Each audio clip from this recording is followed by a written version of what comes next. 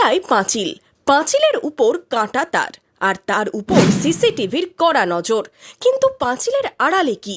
কেন বিশাল পাঁচিল তুলে সাধারণ মানুষের নজরের আড়ালে ভাঙাচোরা বাড়িতে সংস্কার করে তৈরি হচ্ছিল প্রাক্তন ডিসিপি শান্তনু বিশ্বাসের রাজপ্রাসাদ?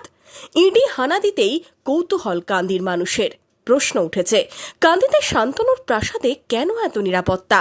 নজরের আড়ালে কি?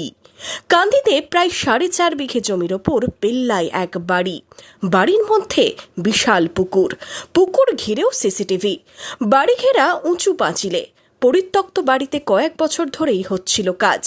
বাড়িকে কার্যত রাজপ্রাসাদের চেহারা দেওয়া হয়।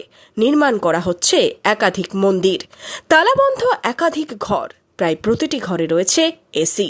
এদিন সকালে বাড়ির তালা ভেঙে বাড়িতে ঢোকেন ইডির তদন্তকারীরা। তালাবন্ধ ঘর ভেঙে তদন্তে ইডি।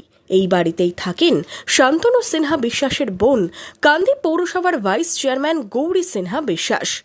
স্থানীয়রা জানাচ্ছেন, বাড়িতে খুব বেশি লোক আসতেন না, তবে রাতে বাড়িতে আসতেন বাইরের লোকজন।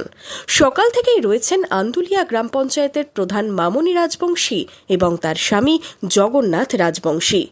তাদের সাক্ষী রেখেই তদন্ত চালাচ্ছে ইডি আধিকারিকরা। রয়েছে ইডির 4টে গাড়ি। 6 ঘন্টা পেরিয়ে গেছে। বাড়ির চারদিকে মোতায়েন রয়েছে কেন্দ্রীয় বাহিনীর আধিকারিকরা। চলছে তল্লাশি। ইডি সূত্রে খবর, সোনা পাপ্পুদের সামনে রেখে তোলাবাজির র্যাকেটে পুলিশ ম্যানেজ করতেন শান্তনু সিনহা বিশ্বাস। প্রমোটার, ক্রিমিনাল ও পুলিশ মিলে চলত বিশাল সিন্ডিকেট। সেই র্যাকেটের মাথায় ছিলেন কালীঘাট থানার প্রাক্তন ওসি শান্তনু সিনহা বিশ্বাস। তাকে গ্রেপ্তারের পর শুক্রবার সকাল থেকেই তার কাঁদির বাড়িতে চলছে ইডির তল্লাশি।